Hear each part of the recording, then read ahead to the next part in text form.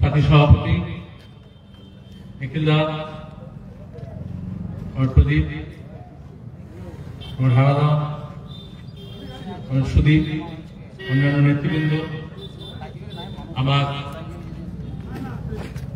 খেটে খাওয়া মানুষের প্রতিনিধিবৃন্দ, ভাই ও বোনেরা, আমি প্রথমেই সিআইটিউ পুরুলিয়ার এই জেলা সম্মেলনকে অভিনন্দন জানাচ্ছি। আপনারা শুনলেন, জানেন, দুদিন ধরে সম্মেলনে আলোচনা হয়েছে।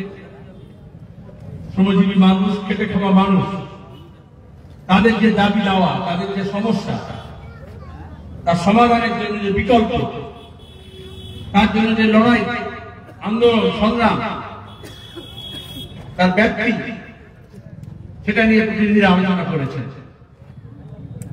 এই সম্মেলনকে সফল করার জন্য এই অঞ্চলের মানুষজন যেভাবে সাহায্য সহযোগিতা করেছেন, তাদেরকে ধন্যবাদ জানাচ্ছি। এই সম্মেলন শেষ না, আমরা সম্মেলন করি, সম্মেলন থেকে আগামী দিনের কাজের শপথ নিয়ে বেরোই। তাহলে এখানে যে মানুষ, এখানে যারা কাজ করেন তাদের মজুরি, যারা কাজ পান না তার মজুরি পাওয়ার অধিকার, কাজ পাওয়ার অধিকার, যারা শিল্প কলকারখানা হচ্ছে না বলে এখানে কাজ না পেয়ে পরিযায়ী শ্রমিক হয়ে বিভিন্ন রাজ্যে যাচ্ছেন, তাদের অধিকার, তাদের পরিবারের সমস্যা, যে দিন মজুর, যে ক্ষেত মজুর, যে অস্থায়ী শ্রমিক, যে বিভিন্ন স্কিমের ওয়ার্কার, আশা হোক, মিড ডে মিল হোক, আইসিডিএস হোক, এমনকি সিভিক ভলেন্টিয়ার, যাদেরকে পার্মানেন্ট চাকরি না দিয়ে অল্প পয়সায় খাটিয়ে নেওয়া হচ্ছে, তাদের নিয়ে লড়াই করার জন্য সিআইটিউ গোটা দেশে এবং আমাদের রাজ্যে এবং আমাদের এই জেলায় আরো বেশি সক্রিয়, আরো বেশি সতেজ হওয়া দরকার। কারণ খেটে খাওয়া মানুষ সংখ্যায় বেশি হলেও তাদেরকে জাত, পাত, ধর্ম, বর্ণ, ভাষার নাম করে প্রদেশ, জেলা, জাতি, উপজাতির নাম করে ভাগ করে দেওয়া হচ্ছে, যার ফলে বেশি সংখ্যায় হলেও তাদের শক্তিটা কমে যাচ্ছে। আর যারা লুটে খাওয়ার আছে, তারা এই সব ভাগের উপরে বিশ্বায়নের নাম করে, গ্লোবালাইজেশনের নাম করে গোটা দুনিয়ার মালিক এক হয়ে যাচ্ছে। রিলায়েন্স কোম্পানি বিজ্ঞাপন হতো না আগে, কালো দুনিয়া মুঠিতে। আমাদের কোন জোয়ান ছেলে মেয়ে মনে করে হাতে মোবাইল ফোন বসে গেলে বোধহয় দুনিয়াটা মুঠিতে চলে আসে। ওটাতে দুনিয়া মুঠিতে আসে না, বরঞ্চ আমাদের কৃষি, আমাদের কলকারখানা, আমাদের জমি, আমাদের খাল, বিল, নালা, নর্দমা, আমাদের পুকুর, পুষ্করণী, সাগর, পাহাড়, পর্বত, টিলা, বন, জঙ্গল, নদী, চর সব মুঠোয় করে নিচ্ছে দুনিয়ার লোকেরা, আমাদের দেশের লোকেরা। আমাদের ছেলে মেয়েদের ভবিষ্যৎ, আমাদের অনাগত ভবিষ্যৎ যারা আসবে, তারা কোন পৃথিবীতে থাকবে, কোন রাজ্যে থাকবে, কোন অবস্থায় থাকবে, এইটা একটা সংকট তৈরি করা হচ্ছে। আমাদের খাবার জল দূষিত হয়েছে। আমাদের আগের প্রজন্মরা এই পুকুর, এই নদী, নালা থেকে জল নিতে, এখন বলে কোন একটা কোম্পানির বোতল কিনতে হবে। আমাদের বাতাস দূষিত হচ্ছে। এরপরে বলবে নিঃশ্বাসের জন্য আপনার হাওয়াটাকে আপনাদের কিনতে হবে। করোনার সময় দেখেছিলেন নিঃশ্বাস নেওয়ার জন্য কি কষ্ট। আগের ভলান্টিয়াররা অক্সিজেন সিলিন্ডার নিয়ে ছুটছিল। কেন? লোভের রাজত্ব তৈরি করা হচ্ছে, মুনাফার জন্য সবকিছু হবে। আর এই কদিন আগে কার্ল মার্ক্সের জন্মদিন গিয়েছে, মার্ক্স বলে দিয়েছিলেন এই পুঁজিপতিরা মুনাফার জন্য, অল্প টাকা মুনাফার জন্য ঝগড়া করতে পারে, বেশি মুনাফার জন্য যুদ্ধ করতে পারে। তখন কোনো ভাবনা নেই। আর এই ঝগড়ার জন্য জাত, পাত, ধর্ম, দেশ, তার পরিচিতি সত্তাকে ব্যবহার করে, প্রতিদিন করছে। কারণ মেহনত का इंसान जब अपना हिस्सा मांगेंगे, जब मेहनती মানুষ নিজের অধিকার চাইবে, हम मेहनत का इंसान जब अपना हिस्सा मांगेंगे, एक बाग नहीं, एक खेत नहीं, सारी दुनिया मांगेंगे। তখন শুধুমাত্র একটা ক্ষেত, একটা বাগিচা, একটা বাগান নয়, গোটা দুনিয়ার অধিকার তারা চাইবে। এই মিনার, এই বাড়ি, এই সেতু, এই ব্রিজ, এই কারখানা, এই রেল লাইন, এই এয়ারপোর্ট, এই খেটে খাওয়া মানুষ তার মেহনত দিয়ে তৈরি করে। এই প্রচন্ড গরমে, তাপদাহে, বর্ষায়, বৃষ্টিতে, শীতে, বরফে তারা কাজ করে, নগরে প্রাণ করে। তারপরে তাদের মেহনত দিয়ে গড়ে ওঠে। আর লুটেরারা তার সেই অংশটাকে মেরে খায়। এই যে যত আয়েশ করে, যে যত বিলাস করে, যে যত রাজা হয়ে থাকে, সে কিন্তু দেখবেন সে কেন তার বাপ থেকে তার 14 পুরুষ, তার পরিবার সংসার, তারা কিন্তু রাস্তার ধারে কোনোদিন ইট ভাঙেনি। তারা কোনোদিন খেতে গিয়ে কাজ করেনি। তারা কখনো ইট ভাটায় প্রচন্ড রোদে কাদা মাটি মেখে ইট তৈরি করে না। তারা বিড়ি বাঁধে না।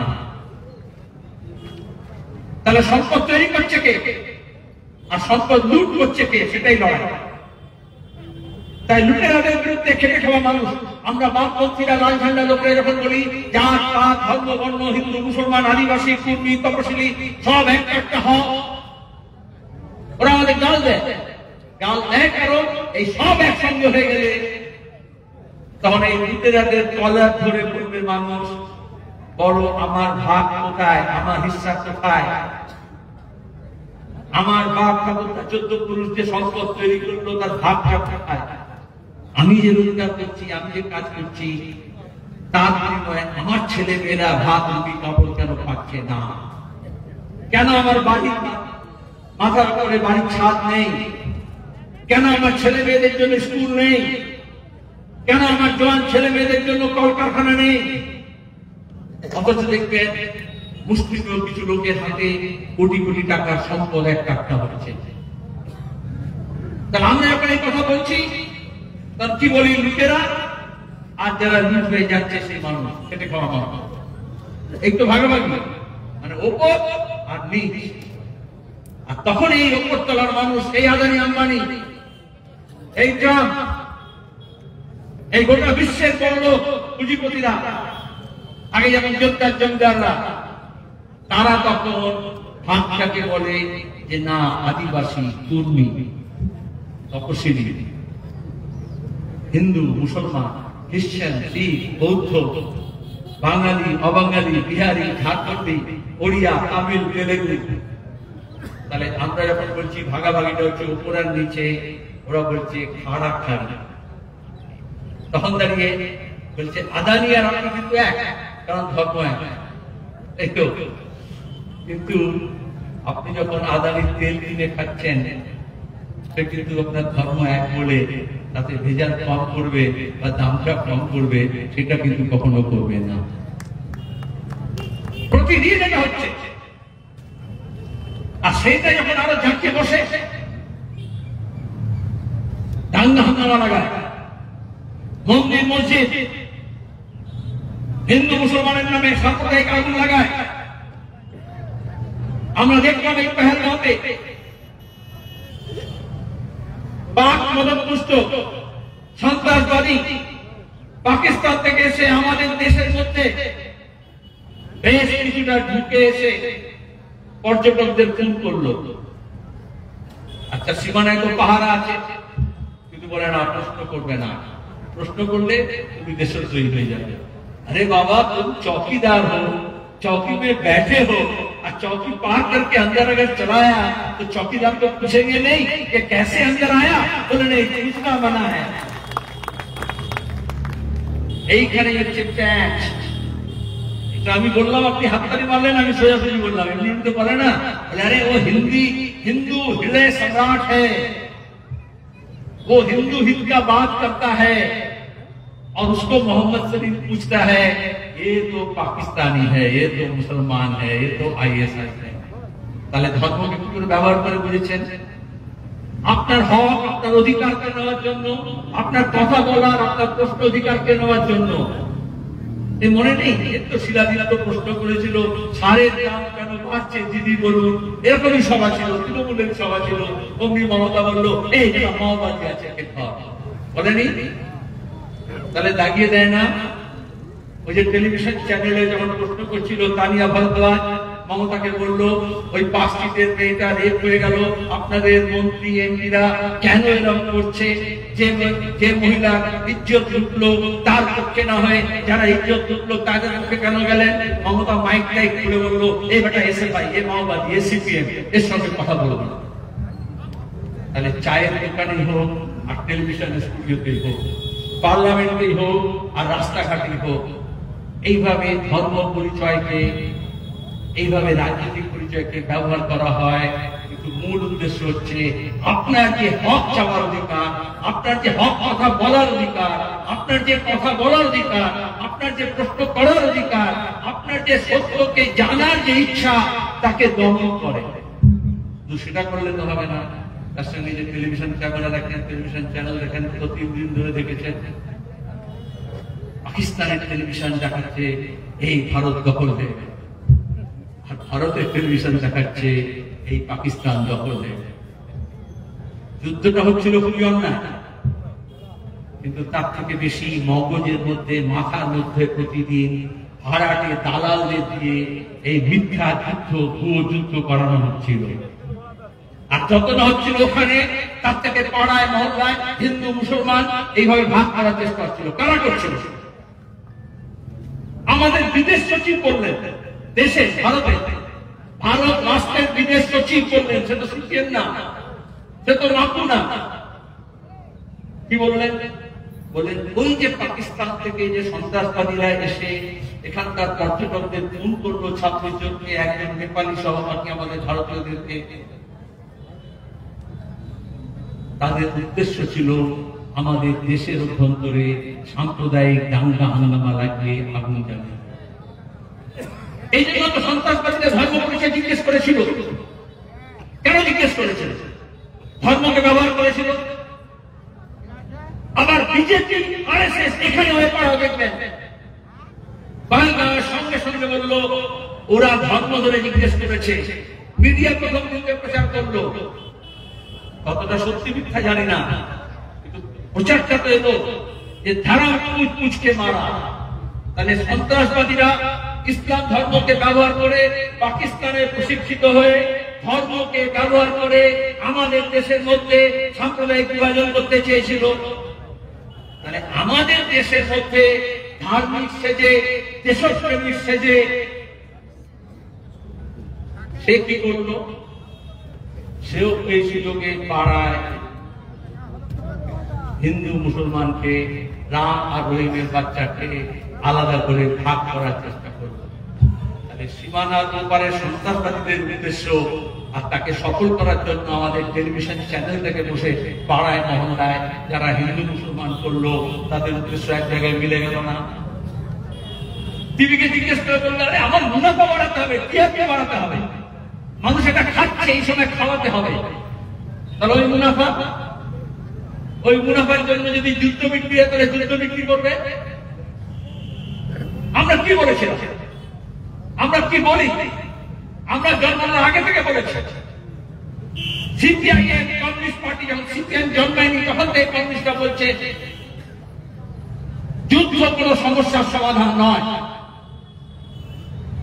আর যুদ্ধ কোনো একদিনের ব্যাপার নয়। আজকের দিনে ওই তো রাশিয়া ইউক্রেনের যুদ্ধ হচ্ছে, রাশিয়া ইউক্রেনের যুদ্ধ হচ্ছে, আর আপনি যত টাকায় গম কিনতেন, আটা কিনতেন, তার থেকে এখন 1.5 গুণ বেশি দামে কেনেন। আমাদের দেশে দ্বিতীয় বিশ্বযুদ্ধের পরে বাংলায় আমরা মন্থন করতে গেছি 80-81 বছর আগে। সোমনাথ ঘোরের ভাস্কর্য আর চিত্তপ্রসাদের লেখা ছবি দিয়ে আমরা দেখেছি বাংলায় কি করে 30-40 লক্ষ মানুষ মারা গিয়েছিল যুদ্ধের পরে। ভেজাল, মুনাফাখোরি, মজুদদারি। যুদ্ধ মানেই হচ্ছে কিছু লোকের আঙুল ফুলে কলা গাছ হয়ে যাওয়া। এজন্য সুকান্ত বলেছিলেন, স্বর্ণের মালিক স্বর্ণের মজুদদার, তোদের প্রাসাদে জমা হলো কত মৃত মানুষের হাড়, হিসাব কি দিবি তা। তখন ব্রিটিশ ছিল, সাম্রাজ্যবাদের বিরুদ্ধে আমরা লড়ছিলাম। আর এখন যে বিজেপি শ্যামাপ্রসাদ মুখার্জিকে নিয়ে নাচানাচি করে, সেই শ্যামাপ্রসাদ মুখার্জি আমাদের খাদ্যমন্ত্রী ছিলেন।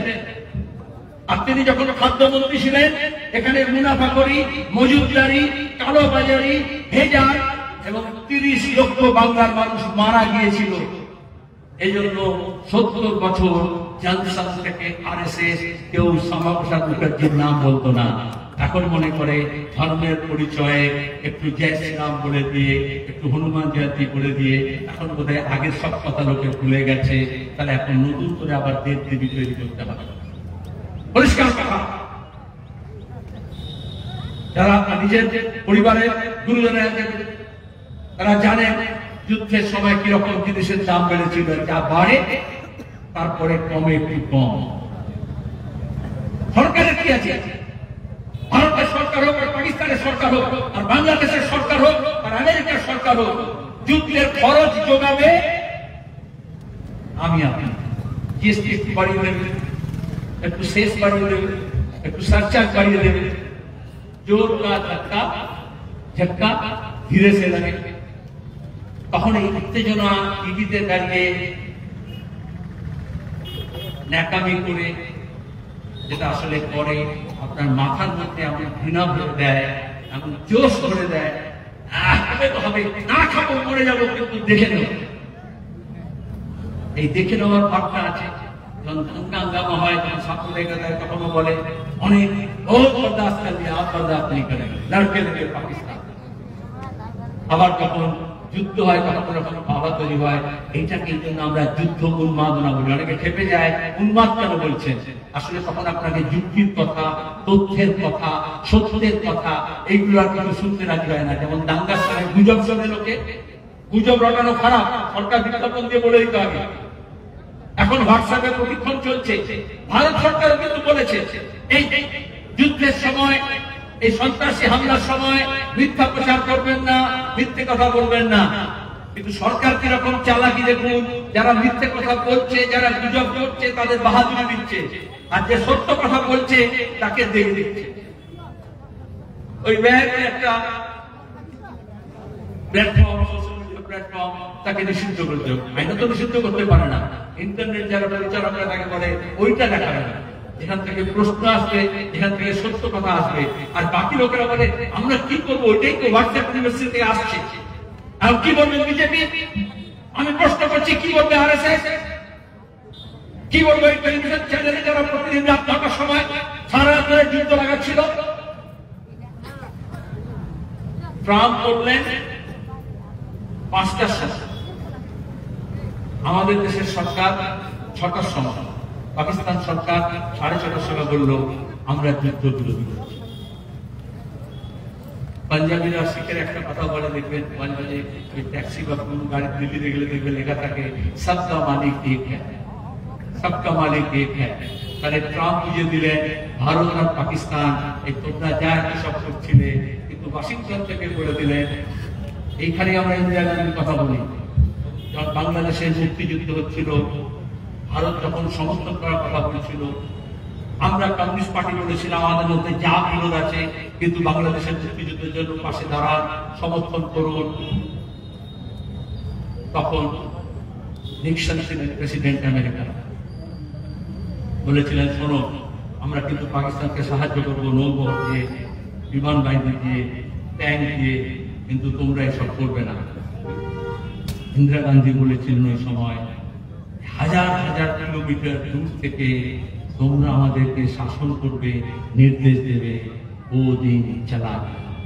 আজকে মোদী এসে বলছেন, আর ওই ওখানকার পাকিস্তানের যে প্রধানমন্ত্রী, তার নাম নিতে চাই না, যে ও দিন ফির সে লট আয়া, যে ওয়াশিংটন ডিসি ঠিক করবে। তাহলে আমরা সাম্রাজ্যবাদের বিরুদ্ধে এত লড়লাম, এই জন্য আমরা সাম্রাজ্যবাদের বিরুদ্ধে কথা বলি। আর আমরা যখন বলি কোনো কোনো কাগজ একাডেমি করে বলে সাম্রাজ্যবাদ কোথায়, কেন আপনারা আমেরিকার কথা বলছেন, কেন বলছি দেখছেন না? আগে সরাসরি ব্রিটিশ এসে আমাদের সিদ্ধান্ত নিত, আর এখন আমেরিকা সিদ্ধান্ত দেয়। কারণ মোদী বলেছিল না, আবকি বার ট্রাম্প কি সরকার বহুত বড় দোস্ত হ্যায়। আমরা চেয়েছিলাম এটা শান্তি হোক, যুদ্ধ থামুক। প্রথমত এটা খুব ফুল ফ্লেজের যুদ্ধ ছিল না। ভারত সরকার নিজে বলেছে, কাগজে বেরিয়েছে সেটা, যে আমরা খুব টার্গেটে মেজর পরিমিত ভাবে হিসেব করে ওদের যে ঘাঁটিগুলো আছে সেই ঘাঁটিগুলোতে আমরা গোটা বিশ্বের লোককে আমরা দেখালাম যে দেখো এই পজিশন আমাদের কাছে আছে। আমরা যেটাকে তাক করেছি, টার্গেট করেছি, সেই লক্ষ্যকে স্থির রেখে আমরা ওদেরকে শাস্তি দেওয়ার চেষ্টা করেছিলাম। আমরা কি চেয়েছিলাম, আমরা কেন সমর্থন করলাম যে সন্ত্রাসবাদী যারা হামলা করেছে তাদেরকে শাস্তি দিতে হবে। তাহলে আজকে আমরা প্রশ্ন করবো না যে যারা সন্ত্রাসী করলো, ওই যে 4 জনের ছবি দেখা গিয়েছিল, তারা কোথায় গেল? দেশের মধ্যে এসে তারা খুন করলো, তারপরে দেশ থেকে পালিয়ে গেল কি করে? আপনি বোকা বানায় দিয়েছেন কয়েকটা কাশ্মীরিদের বাড়িতে গিয়ে এবং বুলডোজার নিয়ে গিয়ে বাড়ি ঘর ভেঙে দিল, কাগজে ছবি হলো, দেখ আমরা কি কিছু পারি না, আমাদের কাগজ আছে। তার আমরা বলছি তুমি সন্ত্রাসবাদীদেরকে শাস্তি দাও, আর তুমি সাধারণ কাশ্মীরিকে শাস্তি দেবে? এখানে শ্রীলঙ্ক বলে দিল ওই পহেলগাঁওয়ের পরে, যুদ্ধ তখন শুরু হয়নি, যে বারুইপুরে একটা ফ্ল্যাটে 2 জন কাশ্মীরি আশ্রয় নিয়েছে এবং তারা মাথার উপরে বাড়ির ছাদে কিসব যন্ত্রপাতি লাগিয়েছে।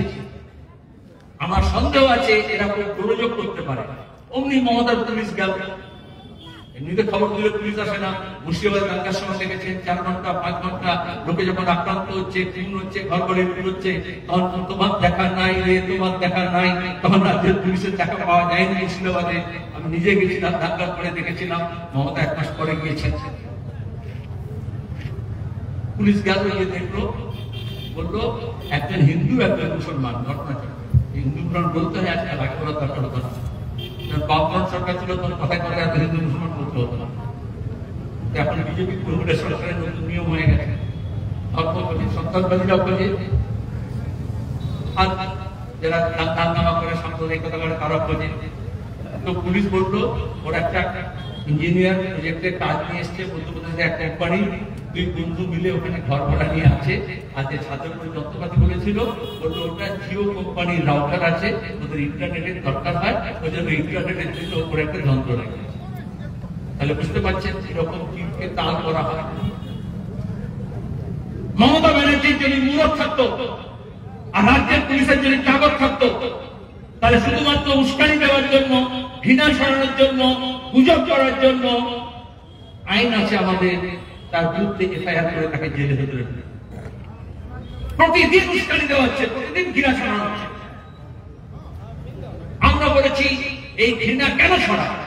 কারণ ধর্মকে যদি রাজনীতিতে ব্যবহার করা হয়, তাহলে তোমার ধর্মের থেকে আমার ধর্ম ভালো, আর আমার ধর্ম ভালো করে না তোমার ধর্ম খারাপ। এখানে হিন্দু মুসলমান শিখ বৌদ্ধ খ্রিস্টান বলে কোনো তফাৎ নেই। আর ধর্মস্থানগুলোকে ঘাঁটি করে, এই যে মাসুদ আজমের পরিবারের উপরে যখন আমাদের ত্যাগ করে আমরা করলাম, দেখলেন ওটা মসজিদে করেছিল, তাহলে পাকিস্তান করলে এখন মসজিদের উপর হামলা হলো। আমরা জানি না বৃন্দাবনে কিরকম গোল্ডেন টেম্পল অমৃতসরে সেটাতে ঘাঁটি করেছিল, যার ফলে যখন তার বিরুদ্ধে অভিযান হলো দেখো গোল্ডেন টেম্পলের উপর হামলা হয়েছে। তাহলে আসলে মন্দির বা গুরুদ্বারা বা গির্জা আপনাকে এই কাজ করতে দেয়নি। কিন্তু যখন ধর্মকে আশ্রয় করে রাজনীতি করা হয়, তখন ধর্ম, ধর্মীয় বস্তু, ধর্মীয় তিথি, ধর্মীয় উৎসব, ধর্মীয় আচার, ধর্মীয় রীতিনীতি, ধর্মপুরুষ, ধর্ম ব্যক্তি এবং ধর্মস্থানকে ঘাঁটি হিসেবে ব্যবহার করা হয়। এই জন্য জ্যোতি বসু বলেছিলেন ধর্মের সঙ্গে রাজনীতিকে মেলাবেন না, ওটা খুব সাংঘাতিক জিনিস। মানে কাশ্মীরের যে মিলিটান্সি, কাশ্মীরের যে উগ্রবাদ, পাকিস্তান সচেষ্ট ভাবে আফগানিস্তান এবং পরবর্তী সময়ে ধর্মকে মিলিয়ে ওটাকে ইসলামিক করার চেষ্টা করেছে। আমাদের এখানেও যারা ধর্ম নিয়ে রাজনীতি করে তারা ওইটাতে খুব উৎসাহিত হয়ে ওটাকে ধর্মীয় উপাদানকে আরো বেশি যুক্ত করেছে। এই জন্য আপনারা সেক্সি মাপন করে মিডিয়াতে, সোশ্যাল মিডিয়ায়, বিতর্কে, রাস্তায় ঘাটে দেখবেন সন্ত্রাসবাদীর উপর যত বেশি আক্রমণ না, যত বেশি মার্ক্সবাদীদের উপরে, যত বেশি সেকুদের উপরে আমরা বলেছি ওই সত্য কথাটা জোর গলায় বলতে হয়। আবেগ এক সময় থেমে যায়, দাঙ্গা হাঙ্গামা গুজব যুদ্ধের সময় আবেগটাকে অনেক বেশি উপরে তোলা হয়, তারপরে আবেগ নিচে নেমে আসে। আমরা দেখলাম তিন দিনের মধ্যে এরকম আবেগ এখন আস্তে আস্তে নিচে নেমে আসছে। তখন অনেক বাড়িতে হয়, আমাদের বাড়িতে মনে করবেন না, স্বামী স্ত্রীর মধ্যে অনেক সময় ঝগড়া হয় না, চেঁচামেচি হয়, তারপরে হাতে যদি কলম থাকে কলম ছুড়ে মেরে দেয়, ওরা যদি থালা থাকে ধাম করে থালা ফেলে দেয়, তারা জল ধরে আওয়াজ হয়, এই কি করছো কি করছো, পাড়া পাড়া বেশি জানবে। তারপরে একটু করে রাখলেও থেমে যায়, তো নিজে মনে করে আমার মধ্যে এরকম করা উচিত হয় না, আমি যদি কলম ছুড়ে না ফেলতাম ভালো হতো, আমি যদি থালাটা জোরে না আওয়াজ দিতাম তাহলে ভালো হতো। তার মানে যখন থালায় আওয়াজ করছিল তখন বুদ্ধিটা কাজ করছিল না, তখন রাগটা কাজ করছিল।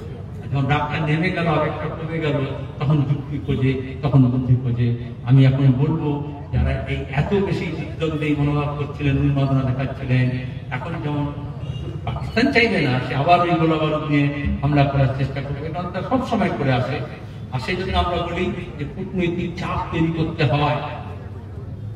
আমাদের সুবিধে ছিল, সেই সুবিধে বিজেপি নষ্ট করেছে।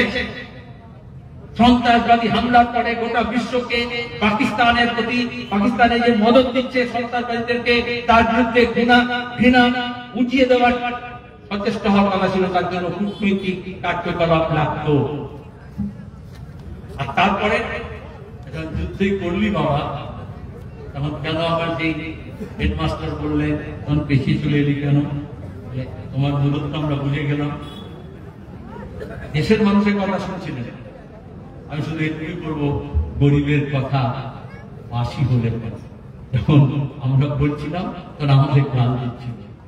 এখনো দাঁড়িয়ে আমরা মনে করি আমাদের সজাগ থাকতে হবে, সতর্ক থাকতে হবে, আমাদেরকে আমাদের সীমানায় আমাদের আরো বেশি পাহারা বাড়াতে হবে, আমাদের ভবিষ্যতে যাতে এরকম কোনো সমস্যা না হয় তার জন্য তৈরি থাকতে হবে। কিন্তু তার পাশাপাশি সবচেয়ে বড় কাজ হচ্ছে আমাদের দেশের মানুষকে ঐক্যবদ্ধ রাখতে হবে, একটা করতে হবে। দেশকে যদি ভাগ করতে চায় তাহলে ওই পাকিস্তানের উদ্দেশ্য, সন্ত্রাসবাদের উদ্দেশ্য, সাম্রাজ্যবাদের উদ্দেশ্য সেটা সফল হয়েছে। ওরা সন্ত্রাসবাদ কেন করে? যুদ্ধ মানে সীমানা, এই মিসাইল বোমা কেন দিকে দিকে পাঠায়? তারপরে সীমানা থেকে যুদ্ধটাকে যা গোলাগুলি করছে আরো দেশের ভেতরে পাঠিয়ে দেয়। সাম্প্রদায়িক শক্তি তাই করে, যুদ্ধটা সীমানার ওপারে নয়, সীমানার ভেতরে, আপনার পাড়ায়, আপনার গ্রামে, আপনার মহল্লায়, আপনার স্কুলে, আপনার কলেজে, আপনার ক্লাবে ওই দাঙ্গা হাঙ্গামাটা নিয়ে আসে। যুদ্ধটা ঘরের মধ্যে লড়তে হয় না, যুদ্ধ হলে ঘরটাকে আরো বেশি মজবুত করতে হয়, একটা করতে হয়। আমরা সেই ধন্যবাদ জানাবো। এই যুদ্ধের আবহাওয়া অনেক বলে এখন সব কি হবে, তার মধ্যে আপনারা সম্মেলন করলেন। তার মধ্যে ওই সমকোটের ব্যাপার নিয়ে, মজুরির প্রশ্ন নিয়ে, এই যে খেটে খাওয়া মানুষের আরো বেশি শোষণ করার জন্য সময় আরো বাড়ি দেবে, মজুরি আরো কমিয়ে দেবে, তার মধ্যে আমাদের কৃষকের ফসলের দামের প্রশ্নে, আমাদের 100 দিনের কাজের প্রশ্নে, আমাদের আবাস যোজনার প্রশ্নে, দুর্নীতির প্রশ্নে যে সমস্ত প্রশ্ন আছে সেগুলো নিয়ে প্রচার করছিলেন। একটু অসুবিধা হচ্ছিল, তখন সবাই একটু যুদ্ধের দিকে টেলিভিশন ক্যামেরা নজর রেখেছিল যে কোথায় ইসলামাবাদে কি হলো, করাচিতে কি হলো, দিল্লিতে কি হলো, কাশ্মীরে কি হলো। তখন আপনার যে রুজির প্রশ্ন, আপনার যে রেশনের প্রশ্ন, আপনার যে ঘরের টাকা চুরি হয়েছে সেই প্রশ্ন, 100 দিনের কাজের প্রশ্ন, 100 দিনের টাকা পাওয়া যাচ্ছে না কাজের সেই প্রশ্ন, সেগুলো পেছনে চলে যায়। এই জন্য শাসক শ্রেণী চায় আপনার দাবি দেওয়া, পেটে খাওয়া মানুষের দাবি দেওয়া, এগুলো পেছনে চলে যায়। আর সামনে পাকিস্তান চায় কাশ্মীর আসুক। এখন আমাদের বিপদ হলো, এখন আমেরিকাও বলছে এবার থেকে কাশ্মীর নিয়ে আমি তোমাদের মধ্যে, কাশ্মীর নিয়ে আমি তোমাদের নিয়ে মিটমাট করিয়ে দেব। আমাদের সেই সিমলা চুক্তি থেকে বলা ছিল যে আমাদের দ্বিপাক্ষিক ব্যাপার, আমরা কোনো থার্ড আম্পায়ারকে রাখবো না। পাকিস্তান সবসময় চেষ্টা করেছে কাশ্মীরের ব্যাপারটাকে আন্তর্জাতিক মঞ্চে নিয়ে যাওয়ার জন্য। আর আমরা সবসময় বলেছি সিমলা চুক্তি করে বলে দেওয়া হয়েছিল আমাদের দুজনের ব্যাপার আমরা মেটাবো। কিন্তু আজকে দাঁড়িয়ে ওই ছোটবেলা একটা গল্প শুনেছেন যে পিঠে নিয়ে একটা ঝামেলা করছিল দুজন বেড়াল, তাই না? তারপর একটা বাঁদর এলো, বললো দাঁড়াও তুমি একটা ঝামেলা করছো, দাঁড়াও আমি তোমাদের ভাগটা ঠিক করে। হিন্দিতে ওই জন্য প্রবাদে বলে মহারাজে 15 বাট, 15 বাটের জন্য বলে যে সে যদি উঠতে চায় তাহলে সে কিন্তু ওভারটেক করে করে করে আপনার ভাগটা কমিয়ে দেবে আর নিজের ভাগটা বাড়িয়ে নেবে। এখন যাতে আমেরিকা এই আমরা যাতে বিড়ালের মতো মেয়ামা বেশি না করি, আর আমেরিকা যাতে বাঁদরের ভূমিকা নিয়ে যাতে বন্দরবাট না করে, এই জন্য আমাদের দক্ষিণ এশিয়ার মানুষকে সচেতন থাকতে হবে। আর এটা করতে হলে নিজের মধ্যে যেটাকে বলে ডিটক্সিং ঘৃণা, এই গত কিছুদিনের মধ্যে মিডিয়া এবং শাসক দল যেভাবে আমাদের মনের মধ্যে মগজের মধ্যে ঘৃণা ঢুকিয়েছে, এই ঘৃণাকে একটু বার করতে হবে।